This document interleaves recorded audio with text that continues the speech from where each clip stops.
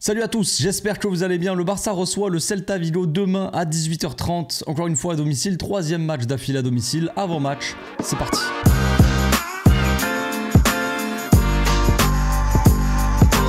Au passage, n'hésite pas à nous rejoindre si c'est pas encore fait et à partager la chaîne autour de toi, ça fera plaisir à tonton. La question que tout le monde se pose, c'est est-ce que le Barça va continuer sur sa lancée? Est-ce qu'on va continuer à claquer des manitas à tous les matchs? Évidemment, au bout d'un moment, je pense que ça va s'arrêter, les amis. Oui, le rêve dure depuis, deux matchs, on va pas non plus abuser, mais au bout d'un moment, il va falloir redescendre un petit peu sur terre et les matchs vont devenir forcément plus compliqués. Voilà, je préfère prévenir, vaut mieux prévenir que guérir, comme on dit. Attention à pas s'enflammer, à s'attendre non plus à des gros scores à tous les matchs. C'est tout ce que je dis. Même si je souhaite au plus profond de mon petit cœur que oui, on continue à claquer des manitas à tout le monde, il n'y a pas de problème, ça j'aimerais bien. Mais ce week-end, on peut s'attendre à un match un peu plus compliqué contre le Celta Vigo que contre Antwerp. Ça me paraît assez logique. À quoi s'attendre face au Celta Vigo? Le Celta Vigo qui a un coach qui connaît très bien la Liga et qui pourra très bien s'adapter au Barça. Est-ce qu'on va s'attendre à, je sais pas, un 4-5-1, un 5-4-1, vraiment une équipe assez d'abord défensive et ensuite, tu vois, qui attaque en contre-attaque? Je pense que c'est plutôt ça qu'on verra. Mais est-ce qu'ils vont jouer en 4-4-2, en 4-3-3? Je sais pas, ils changent beaucoup de systèmes, j'ai l'impression, de ce que j'ai vu un peu.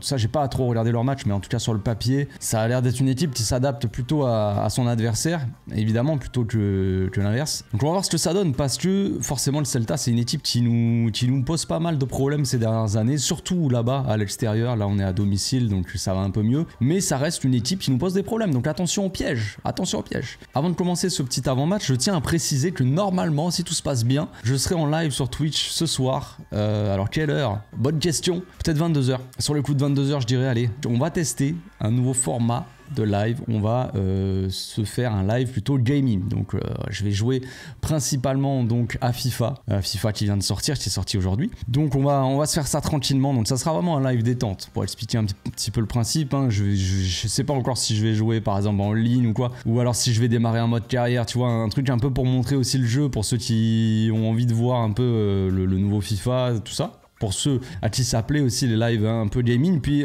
ça nous empêchera pas de discuter un petit peu aussi de certains sujets, du Barça, ça sera un moment détente, tu vois, chill, comme d'habitude. Bref, donc le Celta commence la saison assez difficilement, hein. C'est 3 défaites, 1 nul, 1 victoire, donc c'est pas des résultats très positifs, mais attention, comme je l'ai dit, attention au piège, attention à la bête blessée, tu vois, parce qu'on sait très bien comment ça va se passer. C'est une équipe qui peut galérer là pendant plusieurs matchs contre qui tu veux, et puis d'un coup, contre nous, on sait pas pourquoi, ils vont faire le match de leur vie. Yago Aspas qui va se transformer en Messi Prime. Et voilà, on connaît déjà l'histoire. Mingueza qui va se transformer en Araujo. Mingueza, on rigole un petit peu avec Mingueza, mais il fait partie quand même des meilleurs joueurs du Celta Vigo depuis le début de saison. Notre Ragnar Lodbrok qui avait démarré sous Koeman, eh bien il est en train de faire des bons matchs, des bons petits matchs là-bas, de s'épanouir au Celta Vigo, et il fait partie des meilleurs joueurs de la saison. Il a marqué un but il n'y a pas si longtemps, donc voilà, un très bon début de saison de la part d'Oscar, ce bon vieux Oscar. Après, pour les choses un peu plus négatives, on va dire, côté Celta, c'est qu'ils ont perdu quand même pas mal de joueurs. Ils ont perdu Javi Galan, là, qui est parti à l'Atlético Madrid, qui est quand même un très bon latéral gauche de Liga. Ils ont perdu aussi Denis Suarez, milieu un peu créateur, et normalement, je crois qu'il est parti à Villarreal, où il est retourné là-bas, je sais plus exactement, le mec fait un peu, à chaque fois il change beaucoup de clubs. Et ils ont perdu surtout Gabri Veiga. Gabri Veiga qui est parti à 21 ans en Arabie Saoudite, c'est magnifique. Jeune promesse comme ça de la Liga, jeune promesse espagnole qui a toute sa carrière devant lui, qui part en Arabie Saoudite. Voilà, choix de carrière un peu sympathique. On verra ce que ça donne pour lui, mais je trouve ça quand même assez triste, même si ce n'est pas une finalité en soi. Il peut très bien partir là-bas 2 ans, ramasser un tas de pognon et après revenir. Mais bon, c'est un peu triste quand même, je trouve. Donc leur seule victoire au Celta Vigo, c'est contre Almeria, dernier de Liga. Voilà, en termes de classement, je sais plus exactement combien ils sont le Celta Vigo, mais ils sont vraiment très bas. Hein. Ils ont de toute façon 4 points, donc ils doivent être dans les derniers, quoi. Pas relégables, mais juste au-dessus. Donc c'est pas fou pour le Celta, mais comme je l'ai dit, attention à la bête blessée. Côté Barça, ça va un peu mieux que le début de saison, un début de saison qui, on va dire, on criait à la catastrophe parce qu'on avait un peu du mal à se trouver, manque de fluidité, manque de mouvement dans cette équipe, un peu trop prévisible du coup, vu qu'on manquait de mouvement, tout ça, de mobilité devant en attaque, bah on était un peu trop prévisible et les équipes qui posaient le bus face à nous, ben elles avaient plus de facilité à pas trop prendre de but, parce qu'on a galéré contre le Getafe, on n'a pas du tout marqué. Après, on a quand même gagné nos matchs, mais avec une certaine difficulté. Donc là, depuis 2 matchs, c'est un tout nouveau Barça qu'on retrouve. Évidemment, comme par hasard, ça correspond avec la titularisation, les 2 premières titularisations en fait de Joao Cancelo et Joao Félix, donc les 2 Joao. Donc est-ce que c'est un hasard? Évidemment non, je ne pense pas. Les 2 t'apportent vraiment énormément dans chaque zone du terrain en fait, donc ça fait beaucoup de différence. Puis il y a Gundogan aussi qui est en train de se petit à petit de s'adapter aussi à l'équipe, à ses nouveaux coéquipiers, donc forcément bah ça bonifie tout le collectif, c'est évident. Sur les 2 derniers matchs, on a mis 10 buts, on n'a pas pris un seul but, quelque chose d'assez positif. Robert aussi qui va de mieux en mieux avec le petit Joao qui est dans la forme de sa vie, hein. Joao qui revient, qui retrouve le sourire, qui retrouve la joie quoi de jouer au foot. Donc Joao c'est 3 buts en 2 matchs, hein, doublé la dernière fois en Ligue des Champions, 1 but en Liga, tout ça, donc une connexion aussi avec Robert qui retrouve le sourire aussi à côté de Joao, c'est magnifique. Robert qui a 3 buts et 3 passes D en Liga, plutôt positif on va dire pour un gars qui est un peu décrié et qui semble être pas très à l'aise finalement. En termes de stats, c'est pas trop mal encore une fois. Ce qu'il faut savoir aussi, c'est en termes d'efficacité, j'ai vu les chiffres, bon je vais peut-être pas les afficher là, mais en termes d'efficacité, Robert normalement les expected goals, il a un peu plus de 4 buts attendus, il en a mis que 3, donc manque un petit peu d'efficacité, léger tu vois, alors que Ferran Torres par exemple, pour ne citer que le Tiburon, en expected goal il a 0,79, donc moins d'un but attendu et il en a mis 3, donc l'efficacité elle est à son maximum pour Ferran Torres. À voir s'il sera titulaire ou pas. Je ne sais pas, mais voilà, c'est un peu l'homme en forme de ce début de saison en termes d'attaque avec Joao, avec Lewandowski peut-être un peu moins, mais en tout cas Lewandowski il stat hein, comme d'habitude. Donc il va falloir que Xavi gère bien l'effectif aussi, parce que évidemment il faut éviter les blessures, il faut que les joueurs gardent leur forme, d'un côté qu'ils gardent le rythme, mais d'un côté qu'ils soient pas trop cramés, qu'ils soient en forme un maximum, parce qu'on sait que les matchs vont s'enchaîner tous les 3-4 jours, après il va y avoir la trêve, puis après ça va revenir et ça va encore s'enchaîner tous les 3-4 jours jusqu'à ce que la saison elle finisse hein, concrètement plus ou moins. Donc il n'y a pas beaucoup de répit pour les joueurs, donc il va falloir bien gérer cet effectif, un effectif qui est assez réduit on va dire. Il y a énormément de qualité dans l'équipe type, il y a quand même 2-3 joueurs de qualité qui peuvent être sur le banc aussi.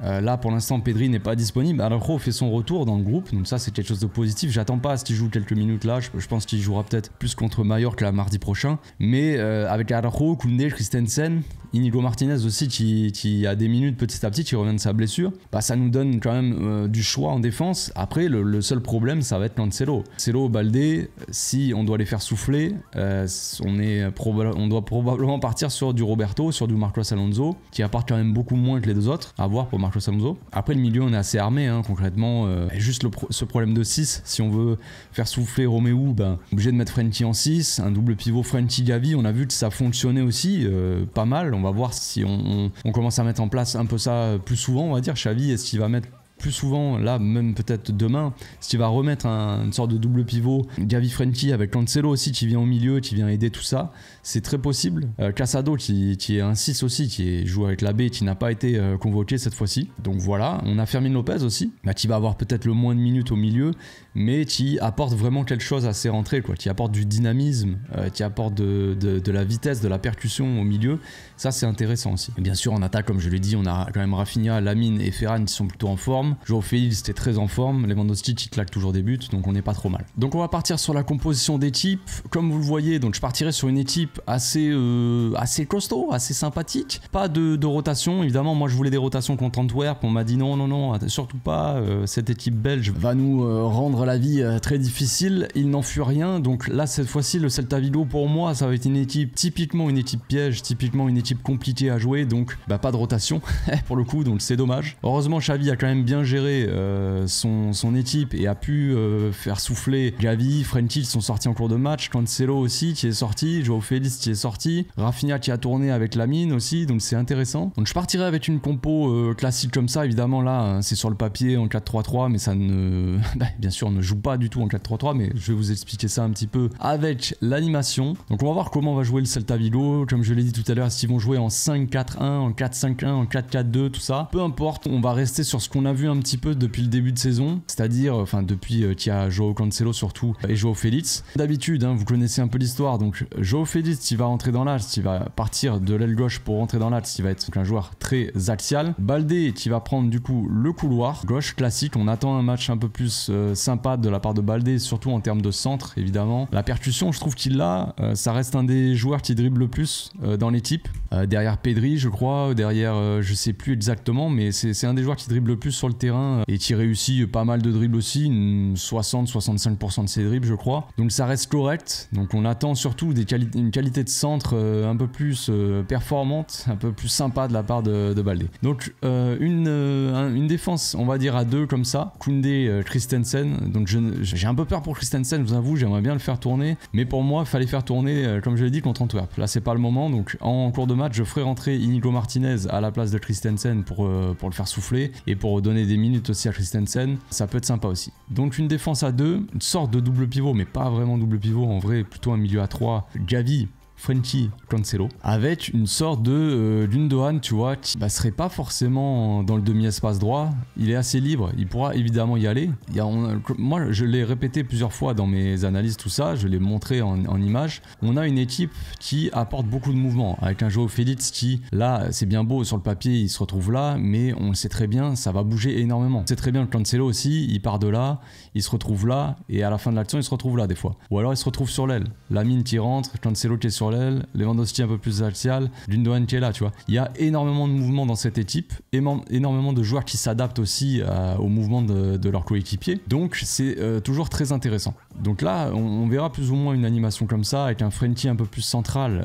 Roméo n'est pas là, enfin je ne mets pas Roméo sur le terrain pour le moment, je ferai rentrer Roméo plus tard. J'aimerais bien continuer en fait sur cette compo là, sur ce système là, voir ce que ça donne. On sait que Frenkie avec Gavi et avec Cancelo à ses côtés, il peut avoir aussi un peu de liberté, des fois il se permet d'accélérer, de monter, et Gavi reste un peu plus bas avec Cancelo aussi, peut-être même Gundogan, tu vois, à voir ce que ça donne. Mais comme je l'ai dit, beaucoup de mouvements dans cette équipe. Gundogan, je le placerai limite une sorte de 10 assez axial, c'est un peu comme ça qu'on l'a vu dans le dernier match contre Antwerp. Il était placé, on va dire, milieu intérieur droit, mais il était quand même vachement axial la plupart du temps. Il partait de là pour finir ses actions ici, où il fait sa passe décisive là pour Joao Félix, il est là, alors que de base il est là, il fait un petit dribble, il rentre, il va sur son pied gauche, quoi, il part de l'autre côté et il fait une passe décisive pour Félix qui va marquer le but. Un Gundogan que je place ici, mais qui aura beaucoup de liberté, tout comme la plupart des autres joueurs en fait finalement.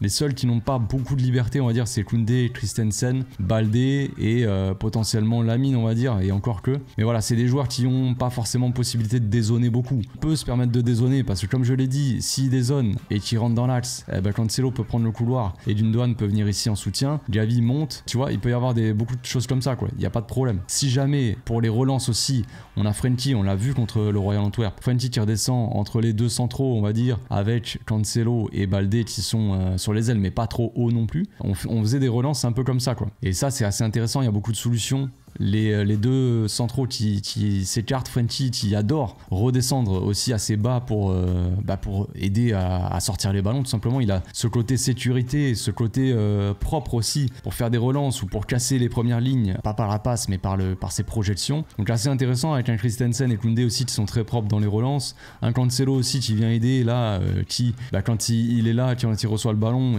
même s'il est enfermé, il va pouvoir relancer parce qu'il a une qualité assez exceptionnelle. On connaît les passes de Koundé aussi. Si Gundogan et Cancelo sont pris, Koundé qui peut aller chercher Lewandowski qui vient chercher le ballon, ou Lamine Yamal, tu vois, une passe assez longue, et après Lewandowski ou Lamine viennent toucher Gundogan, Cancelo ou même peut-être Gavi, tu vois. Donc voilà, on a beaucoup de possibilités avec cette équipe, mais je trouve ça plutôt intéressant. Dites-moi dans les commentaires, mais moi voilà, je ferai pas trop de rotation avec cette équipe parce que le Celta, ça reste une équipe qui est assez dangereuse, une équipe contre qui on a du mal, donc je préfère pas partir trop dans la rotation pour le moment. On verra après en cours de match évidemment. Lamine qui est là pourrait très bien sortir. Raphinha rentré, Raphinha qui était titulaire dans le match, il faut gérer aussi Lamine, il faut pas trop le cramer comme je l'ai déjà dit. Raphinha qui peut rentrer aussi, apporter cette hargne aussi en cours de match, il n'y a pas de problème.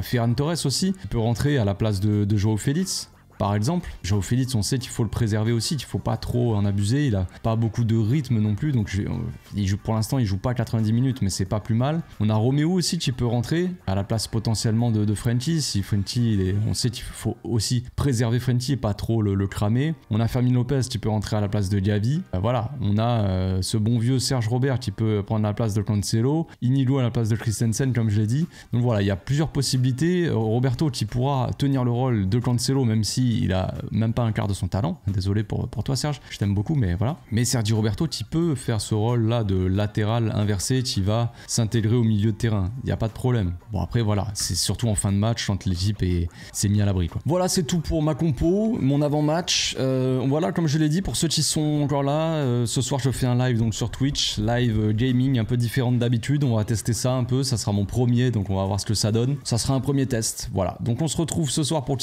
ceux qui seront là, ou alors demain aussi en live avant le match sur YouTube cette fois-ci, ou pour le débrief. D'ici là, portez-vous bien, passez une très bonne journée. Ciao.